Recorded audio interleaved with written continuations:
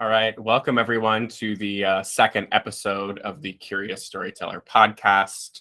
I'm your host, Blake Kelly. Thank you all so much for those who have listened to the first episode, provided their feedback. It was such warm support that we received, and it makes me feel really engaged and excited to do more of these.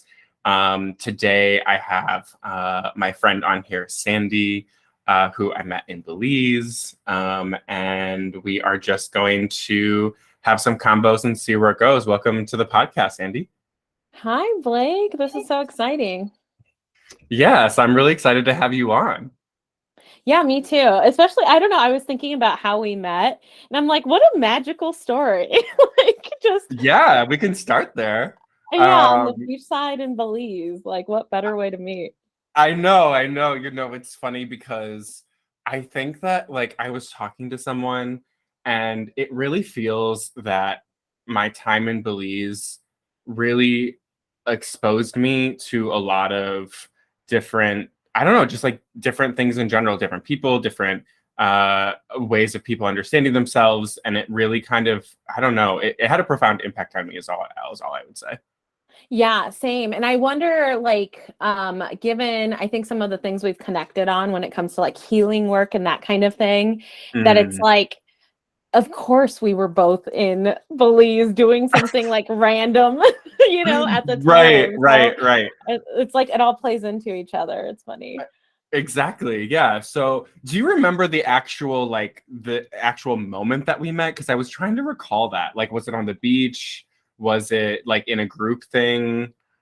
It was one of the communal dinner things. I had just gotten there. Okay. And so for anybody who's not familiar, we went on this as part of this program that is really for people who are working remotely. And so it does attract a lot of people who are single and willing to just be somewhere for a month. And so when I got there, this was my first communal dinner, and it was, it attracts people who are single and looking out for things. So, I had this experience of here's some of the other men in the group who are kind of circling the water, trying to figure out everyone's deal. And then I met you and we just started talking about music, and it was just okay. Yeah, immediately drawn. Do you remember what music we were talking about? I think we were talking about the last concerts that we went to. Oh, something like that. Yeah. You have such a good memory of that, because I don't recall that. And now I'm trying to figure out what the last concert it was that I did go to, before the pandemic. Yeah, I think I probably remember it better because that was my first experience with the group of people who were staying in the same area. Yeah, so it was the first time I met a lot of the people that were there. Yeah. Man, now I'm oh, I really want to know what concert I went to prior to that time. But yeah, because it was everyone's experience was of the last concert they went to pre-COVID, because things were still weird. Yeah. Man, my memory of that is just completely shot. It's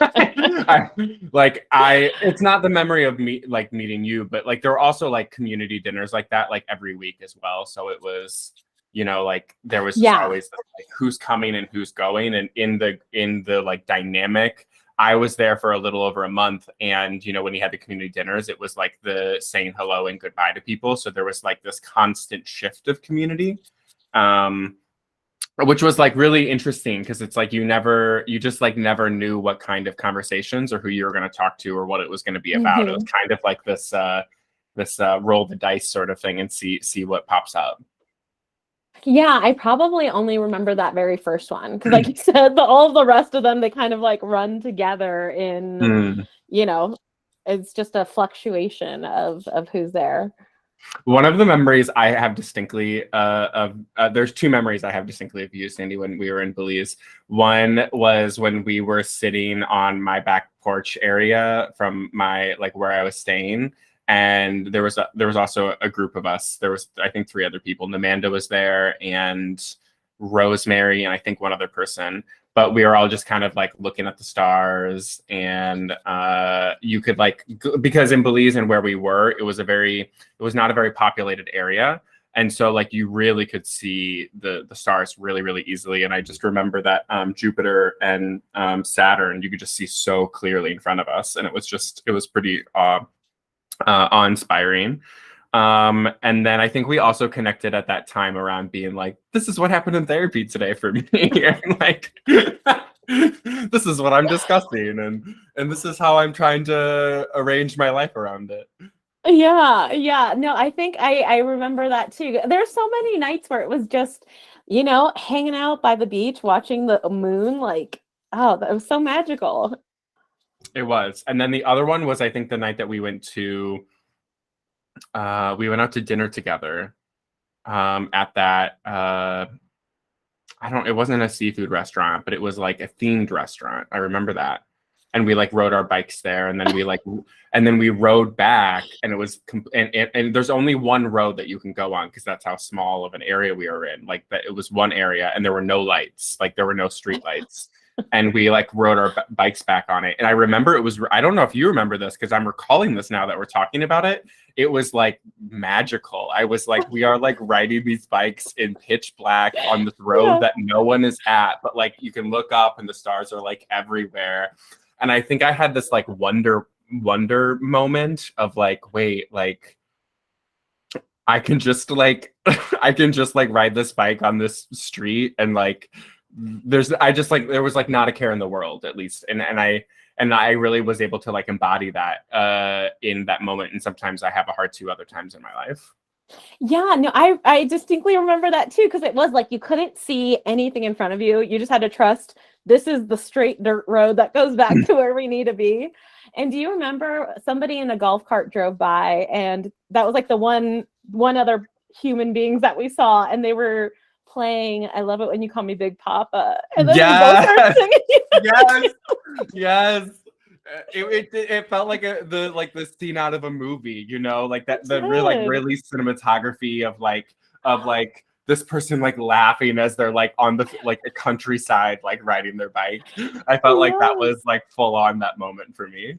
Oh, 100%. That's one of my favorite moments from that travel experience. It's just like this random dark bicycle riding because we didn't prepare. We didn't even think about how it was going to be dark at that point, and just singing and riding our bikes and just like completely carefree. It was very cute. Yeah. And also like trusting too, because like there were, like it's Belize, and like there were like snakes and like not alligators. Just like and not just like oh there's a snake, but like real like big like oof snakes. Yeah, I remember being afraid in that way, so not completely carefree, because it's like, oh yeah, we are really close to natural water sources that attract all of these animals. Also, the one other moment that I'm thinking of now, and I guess now this is just nostalgia played out, but when we went on the catamaran that day, and it was like after we had went out swimming and stuff, and we were coming out, and you and I were like sitting on the top of the like boat together, and you and I were man, like this is real life. Yeah. So many magical moments, man. You really like traveling is such an important experience, I think. And it sucks that it's like a privileged thing, right? Like not everybody can work remotely or right.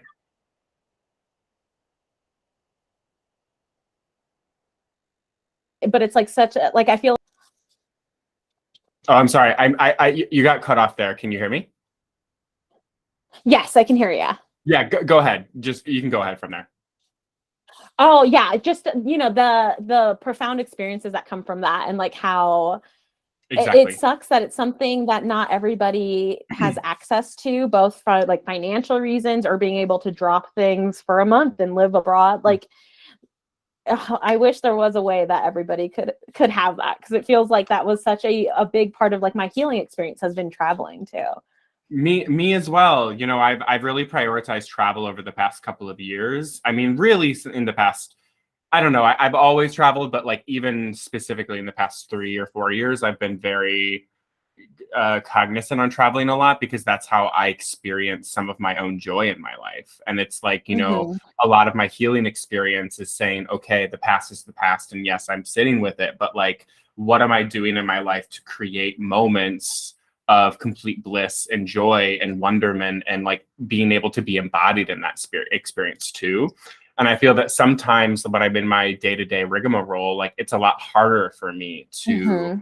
to really be like, okay, like this moment in this time is something that I can feel that wonder with, especially if I don't feel like I've been able to do that a lot in my life. So I feel like as I'm traveling, I'm like building up that like joy muscle, if you will, Yeah. of like really being able to like sit and wonder. And there's also something too about like when I travel of this sort of like wanderlust of like, what am I going to experience next? What sort of thing is going to come up? Who am I going to meet? It's sort of this kind of like unknowingness and also this freedom and liberty that I feel sometimes when I travel of being like, I get to reinvent myself as well. Like I can kind of be like, you know, I don't have to be at home Blake. I can be whoever Blake, and no one Mm-hmm. knows the difference, you know? And it's like this sort of like freedom to just be like, oh, I get to kind of embody these parts of myself that I sometimes might not otherwise.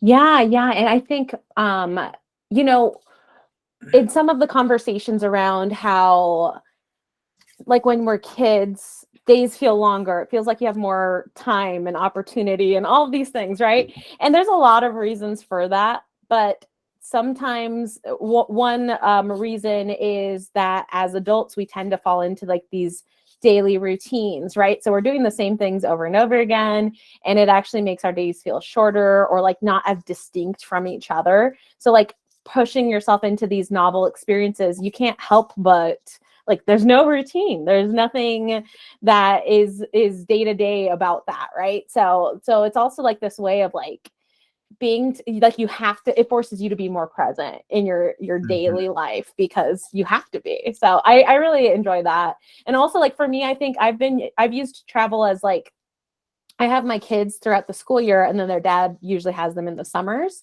So it's like this time for me to kind of like reconnect with myself. And now that I'm in Mm. my 30s, it being something where it's like, this is really the first time that I have like the time and ability to travel and to do these things. So it's just like, I don't know, it's been such a big part of both like healing and also like identifying who I am now, right? Because it's like in my day to day with my kids, a lot of time it's like I'm the authority figure, I'm the parent, and then I get Yeah, to go and, not be that.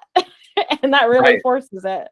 I also feel like this is also sort of a transition too of like coming into your 30s is almost like a second or third puberty, if you will, of yourself, Yes. of being like, okay, I'm not in my 20s.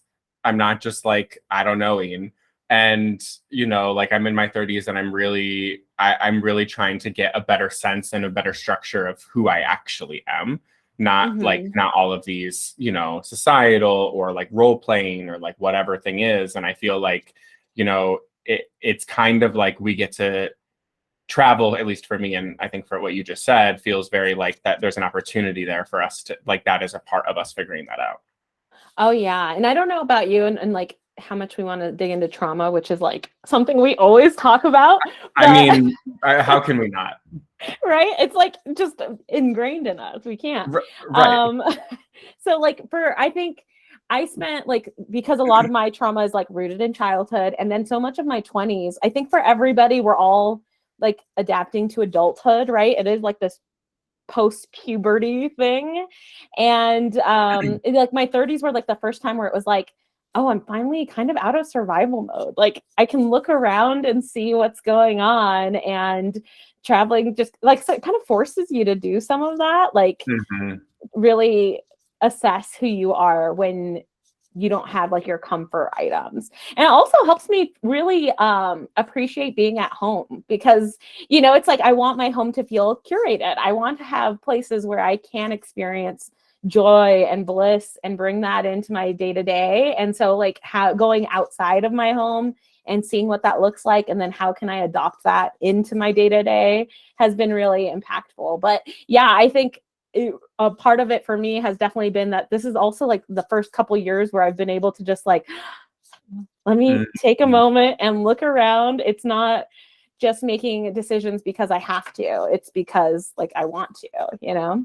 Yeah, absolutely. I think for me in the past couple of years, I've had to get really serious around understanding what it is for me to like experience joy, or what that really means. And I think that travel is just one of those things where I'm like, you know, oh, like this really is. I mean, I remember last fall I went to Greece with a group of friends, and we were staying at this hotel, and I don't know why, of all the experiences that I find like was most significant, which was like not really that big of a deal, was when we woke up one morning, the hotel that we were staying at, which my friend Anthony like had found this hotel, which he's like amazing at finding these like really interesting like chic hotels. Because I'm more of I'm not as big on hotels. Anyway, was like the next morning, you could like order the food delivered to your room for breakfast, and it was like a nice enough like hotel where you could actually do that. And I have this picture, and I had a balcony, like my room had a balcony, and it was like a couple stories up, and I like took out my breakfast onto this balcony in Athens, and I was just like sipping coffee, and I like looked out, and I was like, this is pure joy. Like I was like genuinely so happy, and I was like just like eating. I mean, the food wasn't like, oh my God, amazing. It was fine, but it was just like this moment of like, I get to do this. Like this gets to be my experience, and it's just me sitting on a balcony drinking coffee and like this like, you know, this like nicer-ish breakfast. Oh my gosh, I love that, because there's so many times where I feel like that type of like bliss, and sometimes I do get that at home when it's like I have free time and I can just look in my backyard and have a cup of coffee and just relax with a book. Like that is like an ideal way to start the day to me. And it sucks that it's not like an everyday thing, but you know, you try to incorporate it where I can. Yeah, for me at home, like kind of similar to you, but different. For me at home, what I do is like I like to travel, and then I like to hermit. It's kind of like it's kind of like this like consistent fluctuation of like, okay, I did my traveling for a bit, and now I'm gonna go home and just like sit in my house for like X amount of time. Yeah. And just kind of be, and I allow my schedule to kind of fluctuate. So like sometimes in the morning I'll go for like half an hour walks. Sometimes I'll journal. Sometimes I'll watch like a kids TV show, which is really fun and nice and lovely. So I just kind of allowed like I don't know, like my body to tell me what I want to be doing, as a way to kind of like reclaim this sort of idea that like I get to do what I want in my life. That's amazing. I am so jealous of that. I kind of do that, but at the end of my day. And this totally is like a parent thing where it's like mornings are trying to rush my kids out to school and start. Well, I have like, that privilege, right? I have the privilege of like no one else. I don't have anyone else's schedule to worry about. Yeah. So it's like make use of that, because it is something that not everyone has. I think what I do and a lot of other parents do is that after my kids, they all have their bedtime, and it's like, I tell them even right now that winter break is starting, it's like, it's still quiet hours then. You guys got to go to your rooms, even if you don't sleep right away, because I need time to just not be your mom. I need like time to just do you say that to them? By myself. I love that, because I love that because that also humanizes you, you know, like it's also like, listen, I'm your mom and I love you, but also like I am a person outside of like this identity that I am for you. Oh, 100%. And that's like one, I think, you know, single parent is often talked about. It's something that is, you know, it's all the negatives are more portrayed than anything, but like one positive is that they really have seen me, you know, like there's times where it's inevitable that they have to like recognize that I'm a person trying to do all of this, and that they also step up to help with that sometimes. I think that's lovely too, because honestly, like teaching them that, and or like embodying that or role playing that is such a good way for them to see you like now, and to kind of like, and so that, you know, I mean, my perception is so that later it's not this like weird dynamic, you know, later on in your relationship later on in life. Yeah, and it's like interesting because I think it's such a difference between my childhood and theirs. And like it's so freaking weird when you're doing like this healing work and then you have these kids who do have secure attachments and who are like experiencing things very differently. And so it kind of like forces me to also recognize areas where I'm still holding on to like learned behaviors from childhood that they don't really have because they're like, you know, they have more secure attachments. They have a more supportive community. There's like so many reasons. So there are a lot of times where I'm like, okay, this is kind of forcing me to look at this and like identify why I have the feelings I have around it. Whereas my kids can just be like, that's just life, right? Like they're just so much easier to understand certain things for them. And I think a lot of it comes back from that. It's like we have real conversations because they see me not just as like an authority figure, but also as a human that they can ask advice from. And you know, it's weird. It's like a very interesting experience. I love hearing that. I mean, I think I was like trying to think now because we're transitioning a little bit of like, you know, the Curious Storyteller podcast is really just about talking about our lives and seeing what comes up and stuff. And to me, it's for what I'm hearing from you is like that you get to embody this, how you want to be a parent and like also like recognizing your own agency and autonomy while also parenting at the same time, and how that also facilitates and helps your relationship with your kids.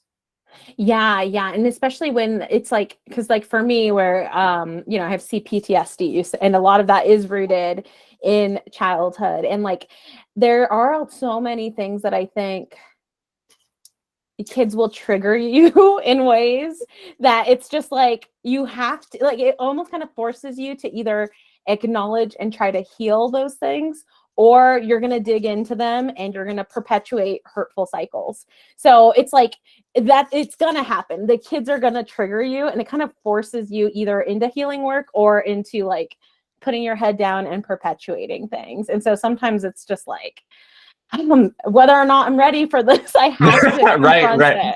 Right. And I actually think that that's kind of the journey. I also have cPTSD, which I've talked about, I think in the last podcast, but I don't remember, is kind of some of the journey that you have to face as someone that has developmental trauma, is that like, you don't really have a choice sometimes around when you're super triggered and you're like, okay, well, here we go into the situation that like my body is telling me, fuck this.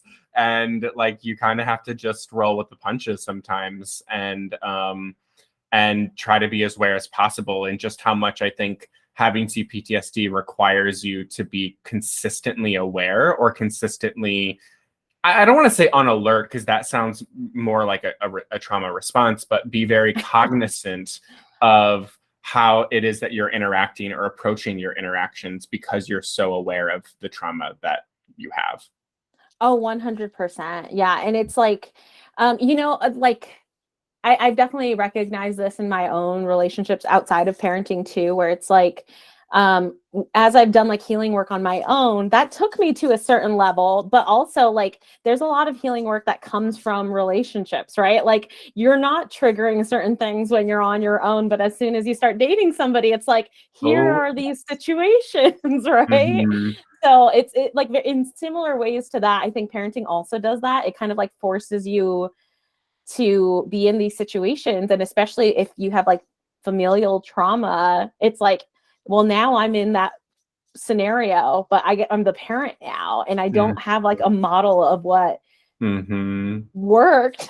So you have to create the model. Right? Yeah. It's like literally breaking cycles through your own behavior. And I think what can be so challenging about cPTSD is like, that's never been modeled for you. So you literally have to manifest your own modeling of behavior. And I think that can be very difficult sometimes, of being like, no one ever told me or showed me how to do any of this properly. But like, here I am trying to figure it out and also model it and also like live it. And like, that's it can be, that's just like can be a very challenging experience. Oh, 100%. And like, I think one thing we've talked about recently is like going through the grieving period of, like kind of recognizing, for one, that you have cPTSD. And then two, it's like then starting to dig into what am I carrying around here, right? It's like, what are my triggers? How am I responding? Is this who I want to be? And like identifying that and then trying to take it into relationships is so hard. And like part of that is grieving, right? Because it's also accepting that I don't want to do these things. I don't want to perpetuate these cycles. And if I don't want to do that, how do I act intentionally so that I'm showing up as the version of myself that I want to? And I think for me, like grieving, like that came into a big part of it, because especially with like the parent-child thing, it was kind of acknowledging like I only really get to be the parent in like the classic parent-child relationship. Like I'm never going to have that experience of being able to be the child that was like nurtured and got that secure attachment. And so like part of like grieving for me was accepting like, yeah, you just don't get this. And it sucks. It sucks to say it and to acknowledge it, but like finally acknowledging it and being able to like sit with it, like it made it hurt a little less, because it was just like, yeah, well, not everybody gets everything. Like, it's okay. Right. We didn't get this one thing. And I think before, by not acknowledging it, like, it's like, I kind of had this like mentality of, well, if I didn't get that, it's fine, whatever. Right. But like, I still had this like inner child in me who's like, maybe something will happen. Maybe somebody will fall into that. But like finally getting to a point where I was like, no, like you just don't get that. You just accept it. Like it sucks, but like accept it. And then, quelling that little part of that inner child who was hoping that they would get it sometimes, it almost was like a relief of like, okay, we can accept this and we're not going to waste energy like hoping for things to be different there anymore. Absolutely. Or thinking that like the relationship that you're seeking is going to be the parental relationship that will heal you. And I think that sometimes was a little bit married in my mind around like the cultural expectation of like what it means to be in a loving, like fulfilled relationship. Like there was a lot of fantasy for me previously around romantic relationships being this like, not savior necessarily, but like all of a sudden it's gonna make all of the pain from the past go away, or like it's going to make it it's gonna trump it, basically. Like I speak trumpet as in like a card trump, not 45, which I don't want to talk about. But and to me, like my reflection of you talking about grieving, and a lot of my grieving too is simply, I think, really sitting with and acknowledging a lot of the pain of like from my inner children and inner child of like what they really went through and experienced, and like actually going through the process of like witnessing them and being in that witness and having it witnessed. And that's a lot of the work I've been doing in therapy. And I've been going through I would say a pretty significant grieving process over the past year and a half. And I've been like low-key sad for most of it. Yeah. And I was telling my friend the joke of like, there's that meme where like it's the meme smiley face and they have the glasses on. And then the next meme is like them like holding it down a little bit, and there's just like a tear coming down. And like, to me, it's I've kept on wondering, like, is this gonna change? Like, how long am I gonna be sad? And is this depression? And like, is this something that like is not quote normal? And then I'm like, Blake, like you're actually grieving and processing like all of this shit from the past. Like, of course you're gonna feel this way, and of course like you're going through the process of actually acknowledging and processing and grieving things that you weren't able to like properly do before. And I don't know, just a lot of the work that I've been doing with my therapist is actually just like working to witness and acknowledge that pain and have it be kind of like having a compassionate person to be there to witness it and to hold that.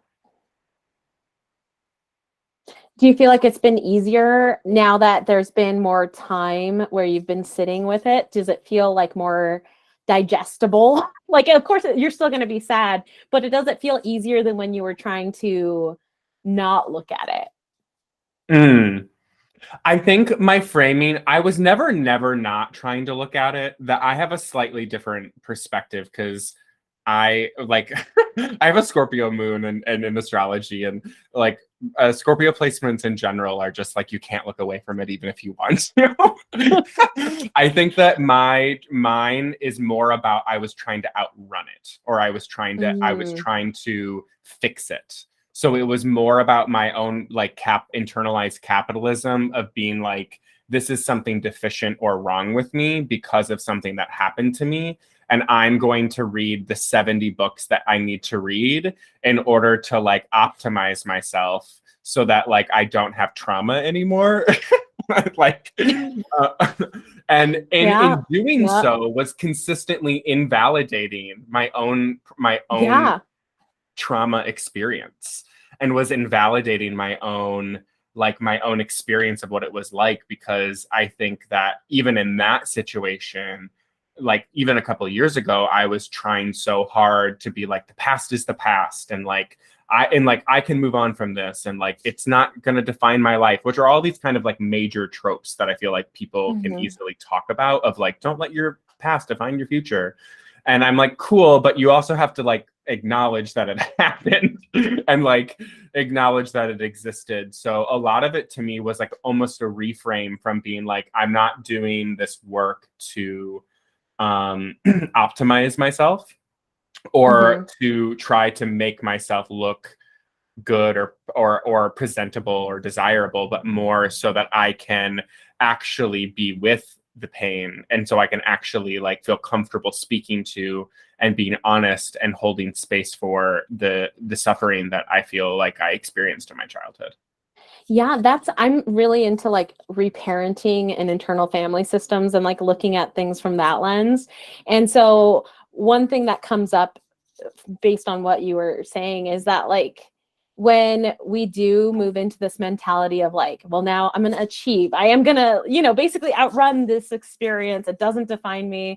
Mm-hmm. Part of what you're doing in those scenarios, if we think of like inner children in us at different stages, is we're actually like reperpetuating the things that were not acknowledged when we were children. So we're like continuing this cycle of I'm ignoring that kid's need. I'm not Uh-huh. looking at it. We're Uh-huh. not, just like not addressing those things. And so, like, as adults, we're just still hurting that inner child by doing that. I had a similar experience. Like, I think I initially started a lot of my like inner work looking at it as like personal development. Like, how can I always be getting better and better versions of myself and not wanting to dip into that? And then it's like, oh, like, shit, if you don't look at it or if you're trying to outrun it, like it's still there. Your inner child's Mm-hmm. still there, hoping that you'll just like acknowledge that was hard. What we did was Mm-hmm. hard. It sucks that we didn't get that. And just those little things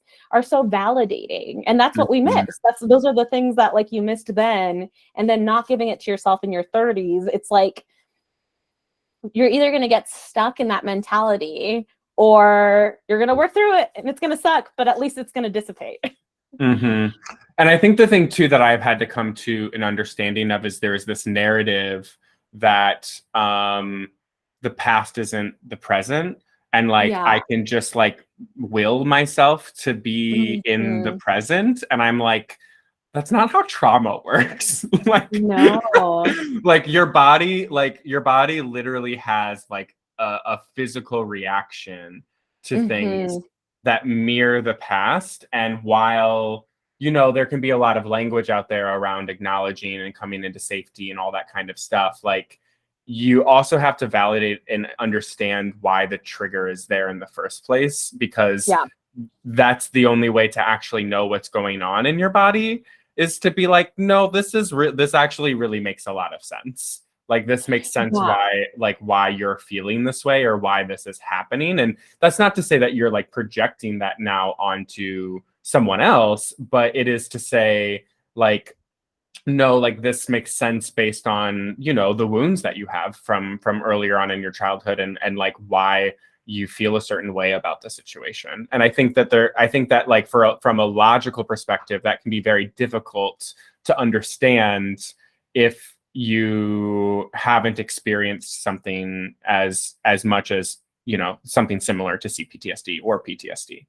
Yeah, yeah. I think it is very helpful to know it's like it literally changed the way our brains developed. Like it's not just feelings, like as much as feelings are important, but it's not just that, you know, it's like No. your developmental cycle, your nervous system is different. Mhm. Like you're just more Your reactive. neural pathways Yeah. are different from people that in like a neurotypical sense. Like your neural pathways are actually built different. And so like I think some of like the abstract, if you will, it's not abstract, but like you don't really know what you can't like see in your brain like, ah, yes, this neural pathway is built and we're 50% there, right? Like there's no sort of like, I feel sometimes there's no sort of like scientific progress to be like, ah, yes, this new neural pathway in my brain has been built because I've tried so hard at it. You only know from like how you respond in certain situations,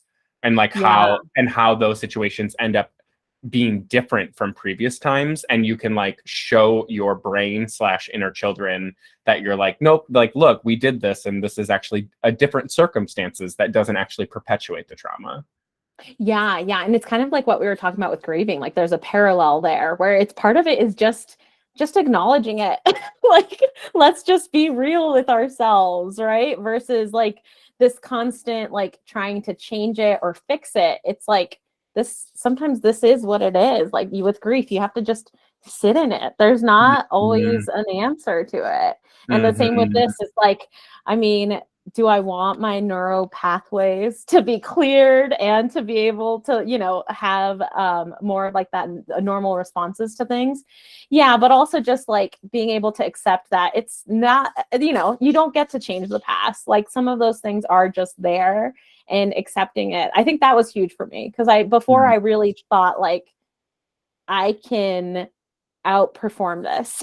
If I, Yeah, no, yeah, I did too, but I think that's like a product of capitalism. You know what I oh, mean? Like 100%. it's a Yeah. product of like let me outrun this by producing, and like let me outrun this by optimizing myself so that like I can be perceived in a way that is like, nope, I don't have trauma. And because you know, like I don't think anyone in society is inherently being like we're judging people for trauma, but I think Yeah. people can judge people for the symptoms and the operation of how people exist within trauma, if that makes sense.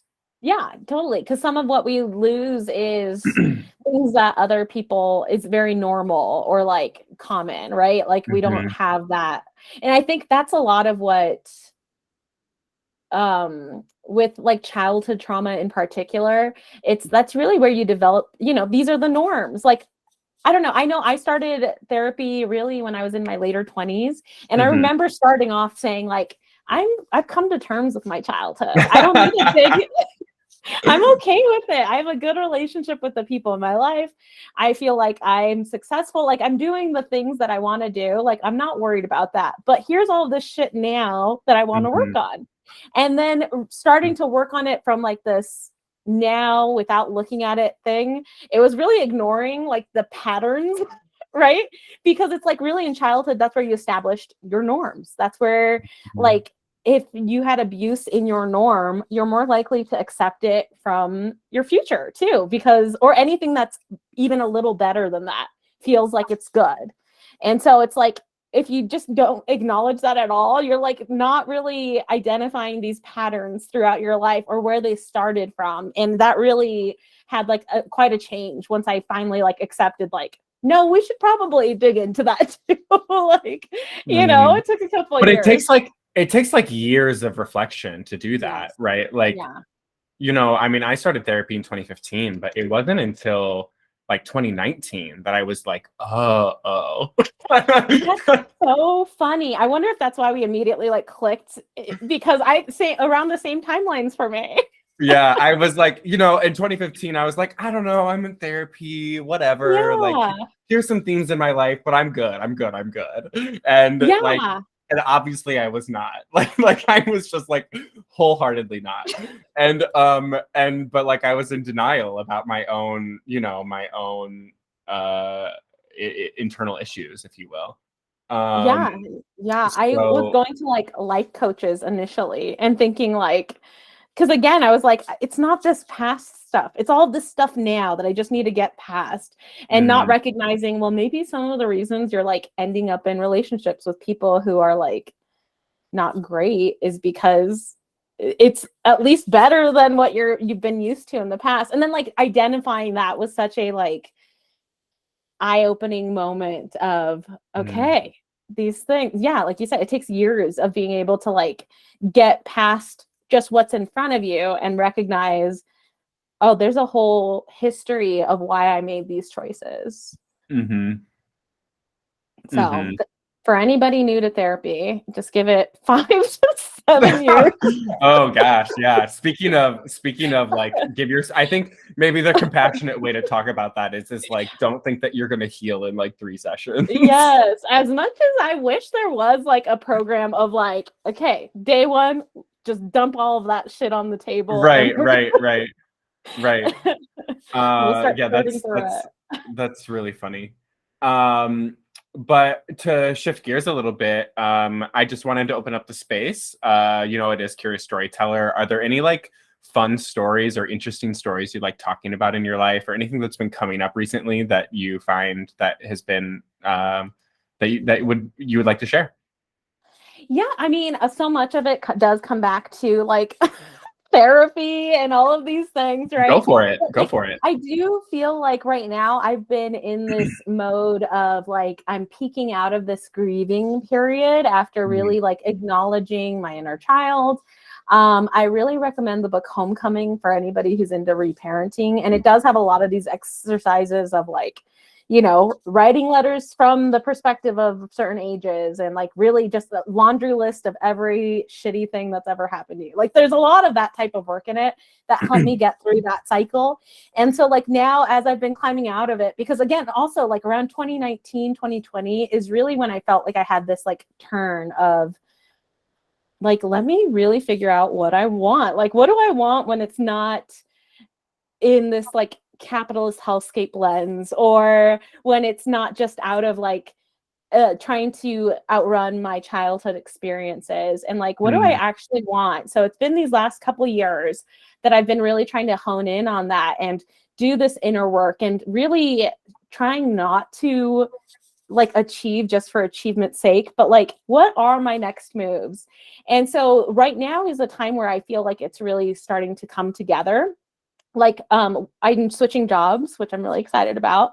woot woot. And yeah, it's like part of that came from that kind of work, because I Mm, was like, before, I think I was such in like the type of survival mode where I'm like, I care what I do to an extent, and there's some things that I find exciting, but I'm really like not specific with what I want to do. I felt like I could kind of fall into anything and be good at it. So it's kind of was whatever came, like whatever I fell into.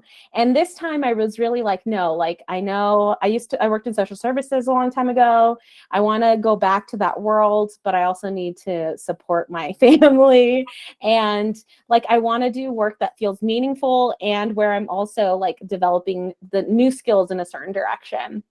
And so like being able to like get really clear with those things was really helpful as I started like this job search. And it took me like 6 months, because I was like, I'm trying to find something that is in a tech like side of things, but where I I- feel like the same type of fulfillment as I did with social services. And it took me 6 months. And I would like in those 6 months, I kept telling my therapist, like, I'm getting ready to just give in and take whatever, pops up. Like I'm trying to shorten my minimum criteria of what I want. And I had like this long list. But I was also like, but let me give myself more time. Let me give myself another month. And then luckily I finally found something that I'm really excited about. It meets all of my criteria. And I feel really good about the people that I'm going to be working with. So it was like right now, I feel like I'm in this phase of my life where it's like, okay, a lot of the hardest work when it comes to like childhood trauma like that, I feel like, not that it's behind me, I think there's always going to be some of that, but I feel like I'm starting to see the fruits of my labor in like digging into all that, because it's like, oh, I feel really good about this next move professionally. And I'm still meeting all of the goals that I wanted to have for myself before I hit 35, which is in a couple months for me. And then also like in relationship, I think I'm in one of the more healthy romantic relationships I've ever been in. And it's also coming from this place of like, yeah, like what, like finally getting to a point where I'm like, well, what do I want right now? What do I want? Not that's coming from like my inner child, but what do I want right now? And being able to be more specific, and it's not for anybody else. It's like for me, you know, and like really acknowledging that. And yeah, so I think for me, that's been the biggest thing, has been like, I've been in this phase of like, wow, life is really good right now. I mean, there's a million things that are not when I look outside, right? Like a lot of the world is really shitty, and there's a lot of stuff that sucks, or like and that keeps a lot of people from doing that type of work. But I feel like really fortunate that I have in these last couple of years, and that I'm really starting to see like, okay, this is like, I feel like my higher self is more developed now, thanks to all these years of therapy. And, you know, and now I'm starting to see like, oh, this is like a partner I've intentionally chosen. I'm going into a job I've intentionally chosen, you know, and my next move right now is trying to figure out, where do I want to live next? And I want to like intentionally choose that too. So it's like giving me the ability to like just spend more time making those decisions and defining what I really want. So yeah, I don't know. I guess that's kind of where I am right now when it comes to like a lot of the storytelling, right? It's like all of this shit has happened, and then it takes some work, but then like, you know, seeing the fruits of that is so impactful. And also what I'm hearing too is that like, you know, I think that a lot of this type of work can be really grueling and can be really like, when does it end? sort of a vibe sometimes. And I think what I'm hearing is too is that like, you know, there is kind of this light at the end of the tunnel, and it is all worth it. And that you're actually seeing you're seeing the life that you want to build based on, you know, addressing all of the things that you've wanted to address, and you're coming into a space of more agency and more ability to say like, this is what I want to do, and this is how I'm going to go about doing it. Oh yeah, definitely. And it's like, yeah, it's like the work is never really done, right? So I think also accepting that. Yeah, like accepting that it's like, yeah, like as much, because I also am like, oh, things are so good right now, but then anytime there's a blip, it's like, oh, okay, it's still good. I have to address this blip, but like it's, yeah, I don't know. It's been a really like I said, I feel like I'm starting to finally see like yes, there were little wins across the way, but now that it's like impacting like real, I don't know, I don't want to call it real life, like your internal world isn't real life, but like seeing it impact, you know, these external factors, I'm like, okay, there it is. That's, I did have to look at it. I did have to acknowledge these things and accept it. And now like I can make intentional choices, and my life looks more like what I want it to versus what I fell into. I resonate a lot with what you say. I mean, I think that even in the past 6 months, I would say like, I feel like my life has changed quite significantly in a way of like being very intentional about how and who and where I go and what kind of life I want to live, and where I want to pursue and what I want to pursue, and kind of being able to just know that I like, now that I am in the, you know, a deeper process of working through a lot of my childhood trauma, to just kind of see the fruits of my labors with the types of connections I have with people, and the types of safety and authenticity I have within the relationships I have, has been like, I think really the most healing for me, to know that like I can actually have difficult conversations, and they're like willing and wanting to, because they're on a similar path. Like, right, like it's not they're on the same path, but like they're on the same path towards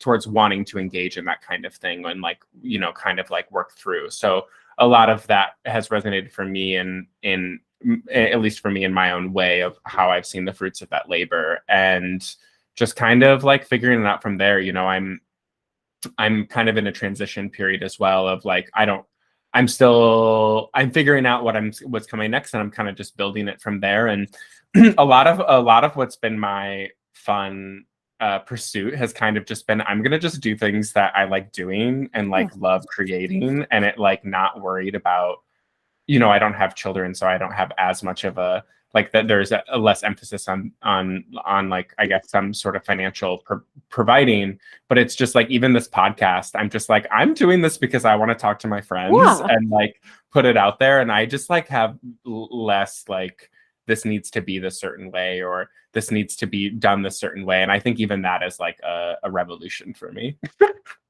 Yeah, no, it is. It's just like just giving yourself the freedom to just, what do I like?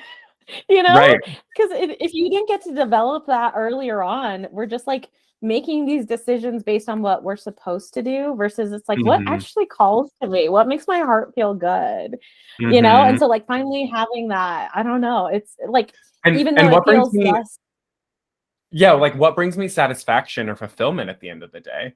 And I think that like for me, a lot of it, I've had issues living inside of capitalism because I don't feel like my work has ever done that, even if I'm good at the job. Like, even if I'm like, oh, I did this really well and like I got the job done and like people said I did a good job on it, I just like don't. I'm like, okay, I'm being employed and like you're paying me money and this is my job. So I don't. Like my personal experience is that way, and I think a lot of where I find joy is like, or where I find fulfillment in my life is just creation. And so like that has been starting these podcasts and like, you know, getting into astrology because I like really love talking about it and not because of anything else, and kind of coming to an acceptance that like my fulfillment in my life does not have to be reflected externally in a way that other people like have to validate like that is like worthy, or that is the same thing as having like a quote successful career. Yeah, and it sounds like you've really kind of like redefined what success is. Like you're taking it out of this capitalist lens that it's a dollar amount or a certain job title or working for a certain company or having your own or whatever the case. And instead it's like success is like finding those blissful moments and maximizing them, and what just brings me joy, whether or not I'm good at it. It's like, that's not the focus. So it's like, you know, it's like, I feel like we're fed this dialogue that success is one thing, but it's like, you know, again, with like bringing it back to travel, where it's like in other countries, it's not like that. It's not, you're working so much. It's like, you're working to like provide for your lifestyle and then you're just living your life. Like that's also success, right? Like, I don't know. It's interesting how much like capitalism, it really is just like we're indoctrinated into it here. Yes, and speaking of that, I will just cross promote quickly. I do have a second podcast with my friend Rachel Rothenberg, in which it's called Burn It Down Already, and the first episode is about capitalism. So if you are all want to cross brand and listen to that, please do. Yeah, do you want to talk about that at all, of the capitalism in your own life, or do you feel good? Oh man, I mean, I think there's so much to say about it, right? I feel like I just like asked you like this like profound, like, I have a tendency of doing this sometimes. I'm like, I'm gonna ask you a simple question in which you will have to extrapolate for 30 minutes on. Yeah, exactly. Just to talk about how capitalism has impacted your life. I mean, I think especially when I look at it from the lens of, you know, I am a Mexican American living in the US. So I have immigrant parents and I have been a single mom most of my adult life. And it really, I've always felt like it wasn't built for me. And it's just like a constant like fight to figure out things. And I think for a lot of people who are in those scenarios, right? Like anytime you're like an other, right? You're not cis straight white man that the system was really built for. It's like so much of our time and energy is spent just trying to assimilate enough to survive. Right. Well, and try to operate as a, cis straight white man. Like it's like the paradigm of capitalism is to act that way. And I feel like sometimes in marginalization, it's about like this comes from like Pedagogy of the Oppressed. That this is coming up to me now. I don't know if you've read the book, but they talk about how people that are oppressed like try to take on the embodiment of the oppressor as a way to feel that they aren't being oppressed, or as a way to feel that they feel like a sense of self-worth. And I think in a lot of ways, it's about kind of deconstructing that internally. Yeah, because it's like this double-edged sword where if you don't play along, then you're gonna have a harder time surviving, and then your energy goes into just living, right? Like just maintaining a roof and being able to get food. Like it's like literally just survival. And then if you play along, it's like you're having to squash all of these parts of you to some extent. So it's hard. And I think before I used to have this mentality where, well, I want to be in the room and try to help things change. But I also like find myself countering these positions of like, how much energy am I losing just being here? Just like having to fight constantly to be heard. And that was also something with this next move where I was like, I don't want to work for a major corporation ever again. Like, I don't want to work in these giant things that, as much as they try to be, they have like a diversity person and they try to create these initiatives, it's always going to feel like you're kind of fighting against the grain. And I don't want to do that anymore. So I don't know. It's hard because it's like, in a perfect world, we wouldn't have to do that. But realistically, until we can change things more impactfully, some of that is going to creep in and it sucks. And it's just like a matter of, like I said, for me, I think what helps is like, no, I'm going to keep doing what I'm doing. And then I'm going to utilize that to try and help my communities where I can. Right. Like, but yeah, it's like, it's hard because it's like, trying to deconstruct those parts of you. I think you also have to have a certain level of privilege to get to a point where it's like, now I can fight against it more because I have a little bit more power here. But I know if like 15 years ago, it's like, would I have had that ability? I don't think so. So it's hard. It's a hard thing to confront. I love the name of your other podcast because it's like, literally, it just all needs to be burnt down. It needs to go. Like there's just, I don't know that there's like an ethical turnaround. I think it's going to have to be like more revolutionary. Yes, definitely. The thing that I say in the podcast in the first episode is like revolution really is just a collective agreement of reprioritization. Yeah. And that actually comes from this book, Post-Colonial Astrology by Alice Sparkley Cat, in which they talk about Saturn. And I'm not going to go like deep into that, but that's not my original thought, which it's the reason why I'm quoting it. And it's really about like how bloody revolution is actually neoliberalism. Because it's enacting violence, which causes more trauma. And the idea is like, all we really have to do to change is to collectively agree that we want our structures to be built differently. And that doesn't have to be violent and bloody, and it doesn't have to be that way, but our structures are built in a way in which violence ends up happening because they are resistant to that sort of change. And then violence ends up being the only action. And then the people that are protesting are the ones that are being called violent, or the ones that are being told are the quote bad actors of society. It's like we take the lens out of like people dying of homelessness or being unsheltered or of hunger. And when we have the resources for it, it's like, that's also violence, right? Like, but we call protesters violent for breaking a window, right? It's like this really fundamental change that needs to happen. I love the idea of it being, of calling revolution something where we're all collectively deciding it, right? I do love that idea. I'm going to have to pick up that book. Yeah, and it really changed a lot in me. Like it changed a lot of my orientation towards like, what does the future really look like? And how do we Yeah. all imagine that? You know, like, how do we all get to a place where we can get to a place where we do all collectively agree? And I think that's, you know, in the United States, that still feels a little imaginatory. Yeah. I But have faith in these Gen Zers though. You know? yes, yes. So I think that I think I'm out here trying to spread the message and say, listen, Mhm. like, it's not about, it's just all us getting on the same page with each other. That's like really all it is. But I also wanted to give you a little bit more time, because I know you were speaking about your experiences being, you know, a Mexican American, and then also your parents, you know, being immigrants and you being first generation. And if there's just anything more you wanted to speak about that.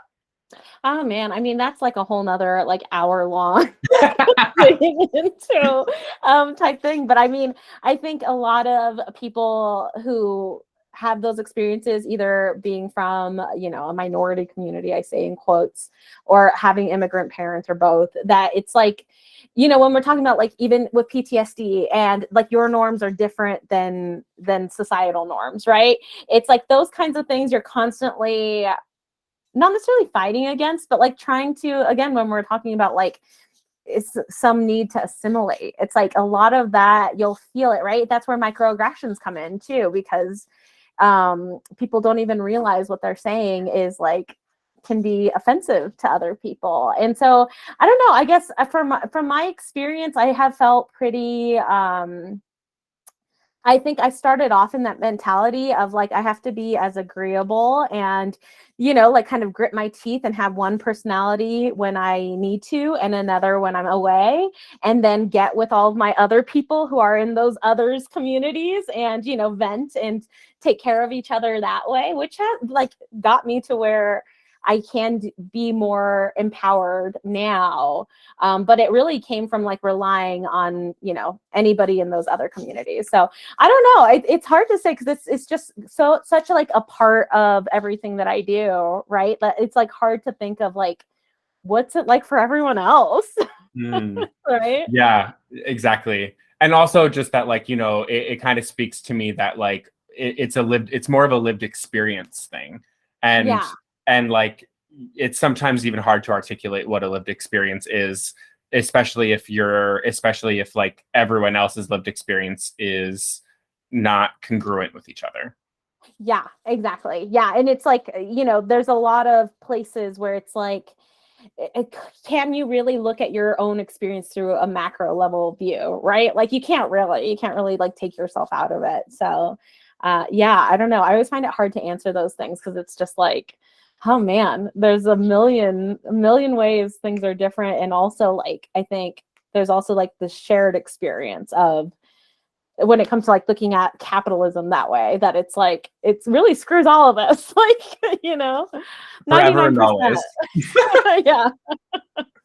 So if we, you know, and I think like what you were mentioning with like it being this shared thing, I think we are seeing some of that. Like people were starting to realize there are more of us. Like if we take everyone who's not being, you know, held up, you know, as a billionaire or whatever the case is, like everybody else, we're all starting to look around and recognize like there's more of us than there are of them. We do want things to be different. So hopefully we'll see more of those like kind of revolutionary acts coming up, you know, and things will change. Yeah, and I think it's difficult too, because anytime there is sort of this talk quote of revolution, you know, it's like, what does that really look like? I think that's kind of the boogeyman, if you will, is like when you want to talk about any sort of change, there's this like boogeyman element of like you know, like, well, what does that mean and how is this going to change? And like there's this thing of like, what, like, how is this going to impact me? And like there's a lot of unknowing that we almost have to like have a collective trust to know that like we don't like that you almost have to accept some uncertainty around it. And you know, like, I don't know, like we all have our own stuff about uncertainty, right? But like mostly humans are uncomfortable with it. Yeah, that's like something that is most people can agree with. And if you can't, I don't know. Maybe you should reflect on that. Yeah. So I think it's like one of those things that, like, you know, to really get to a community that we want to get to, we almost have to be willing to walk through or to embrace that sort of uncertainty, even if we do want it and we are scared of it. Yeah. And one thing that I found is like, when I'm not finding these places, I also have to think, well, okay, maybe you have to build that community, right? Like, it sucks. And I think it's hard, but like, sometimes it's like, nobody's doing this. I don't feel comfortable doing it. Feel like an imposter, but it's better that I just do it versus exactly waiting. It's also the reason why I'm starting these podcasts, because it's like, like, I don't really know what my role is, but I can sure as hell talk about it. Yeah. and like, who knows what'll come from it. And the reason why these two podcasts are slightly different is, one is because it's more about just us telling our stories and being like, this is what life is. And then the other one is more of like, let's actually really break down the mechanics of it. Yeah. Well, I appreciate you having me on, because I feel like I said, it's so much of like this conversation around like inner work, and also how capitalism both interferes with it and also pushes us to do some of it, is like, I don't know, I feel like that's my whole life right now. That is like, if I'm storytelling my life, that is the thread that pulls everything together right now. Yeah. It's the moment. Yeah. It's the moment. I'm putting together my website right now, and I'm trying to think of like catchphrases I'm using. And one of them is like a benefic menace. Oh. And then the other one is like anti-capitalist goof. And I really like that. It's like embodying the seriousness of revolution, but also like the goofy, like blissful joy that comes from just, I love that. It's like honoring like that. I don't know. Like, I think that when people think about revolution, or they think about like change and everything, it's always scary and this like dark, and you're like, oh, like someone's trying to do something mischievous. And like, it's always like, I don't know, like talked about in this negative way. And it's like, no, but like revolution can be really empowering and like loving and like open, and it doesn't have to be this like dark, gross thing. So anyway. Yeah, let's make everything cute. Even revolution. yes, like exactly. We're on the same page. Well, is there anything else you want to say before we wrap this up, Sandy? No, thank you, Blake. This has been really fun. Awesome. Well, I just want to thank you so much for being on the podcast with me. I've really enjoyed talking with you. And I can't wait for everyone to listen to our convo. Yeah, me too. And if people do want to reach out to you, are you comfortable with that? Would you rather they not? Yeah. I mean, I'm on Instagram because I'm a millennial, and that's the one that I use the most. So as Sandy_Neutron, but yeah. Awesome. Well, thank you all for listening so much. And of course, if you have any comments and feedback, please feel free to reach out to me on the Insta page, and we can kind of just go from there. And thank you so much for joining us for our second episode of the Curious Storyteller podcast. Take care. Bye.